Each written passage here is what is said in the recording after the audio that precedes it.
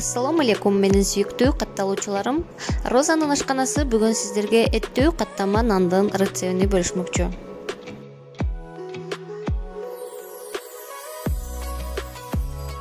Анда эмесе бисмилла деп камырынан баштайбыз. Камыр үчүн бизге жылуу сүт, жылуу суу, 1 чай кашык разрыхлитель, 1 чай кашык туз жана камырдын алышынча un керектелет.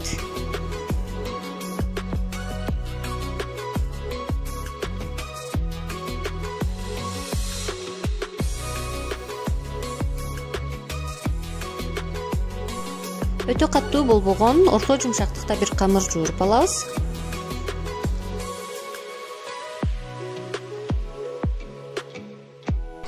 Даяр болгон камырыбыздын үстүн жаап, бир четке кое турабыз дагы, ичини даярдап алабыз.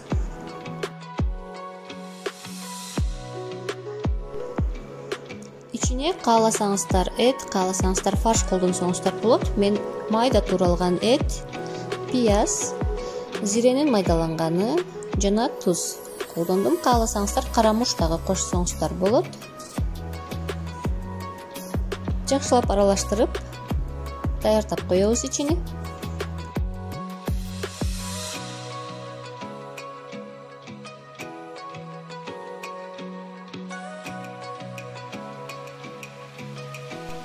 Камырды алып бирдей көлөмдө 4 бөлүккө бөлүп зубалак кылып алабыз.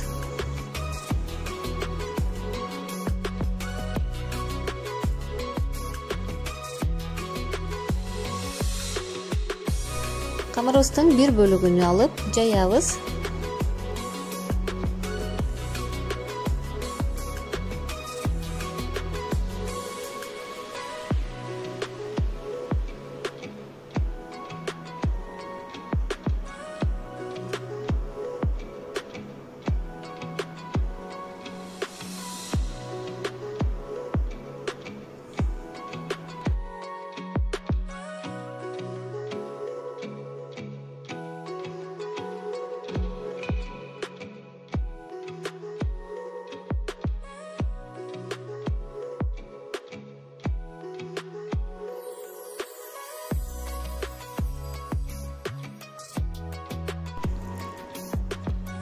Мына ушундай кылып жайып алгандан кийин ичине бир катар un сээп, бүктөп, бир четке кое турабыз дагы, камырыбыздын экинчи бөлүгүн жайып алабыз.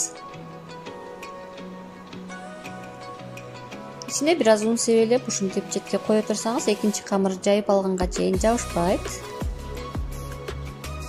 Эми экинчи камырды жайып алабыз.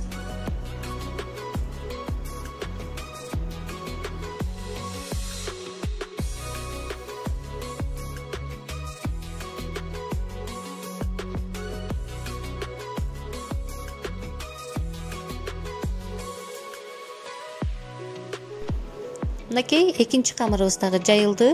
Эми эритилген маргарин же сливочный май, болбосо өсүмдүк майыны тегиз кылып үстүнө сүртүп чыгабыз.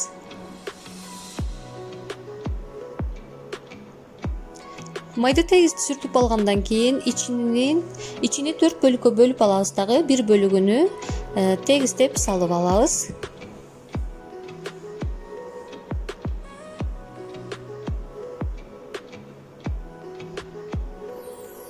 Биринчи бөлүгүн салып бүткөндөн кийин жайып четке алып койгон камырыбызды үстүнө тегиздеп салабыз дагы.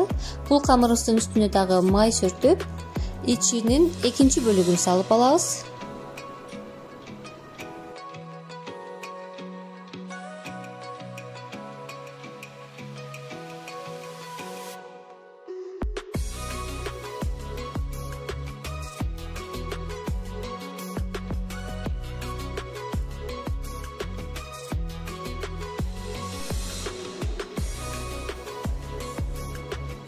Мынакей эки катты салып алгандан кийин ушинтип оромого окшотуп ороп чыгабыз.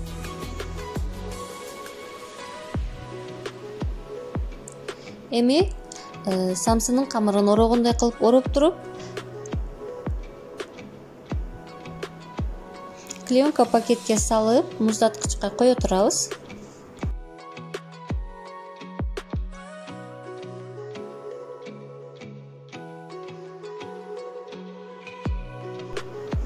Камырдын калган экинчи, үчүнчү бөлүгүн дагы ушундай эле кылып жайып, ичин майлап, ичине салып ороп алабыз.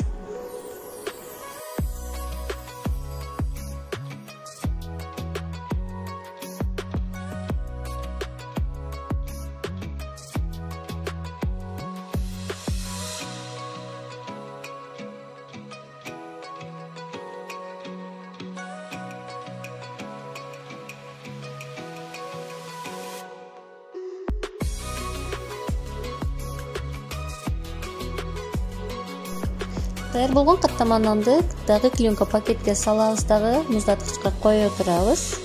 Ал эми муздаткычтагы мурунку салган камырыбызды алып, пергамент кагазына салабыз дагы бир аз ун себелеп, акырындык менен жайып алабыз. Биринчи колубуз менен бир аз жайып, андан кийин жайгыч менен жакшылап акырындык менен жайып алабыз.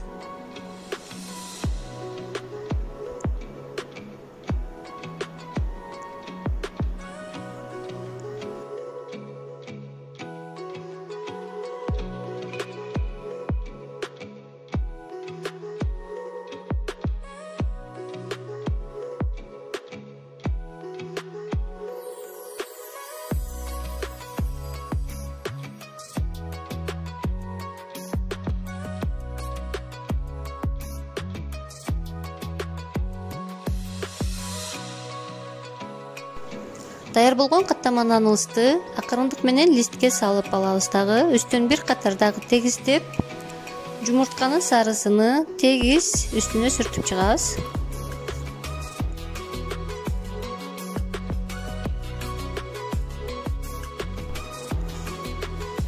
Үстүнө кааласаңыздар ушундай вилка менен сызыктар сызып, кааласаңыз кунжут, кара зире сээп бышырсаңыздар дагы болот.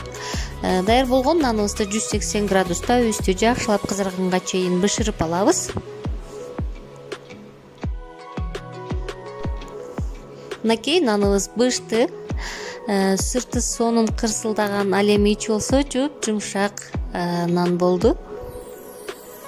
Сиздерге ичини да көрсөтө кетейин. Жасоочуларга азыртадан аш болсун демекчимин. Кийинки видеолорубузда жолукканга чейин Аллахка аманат болуңуздар.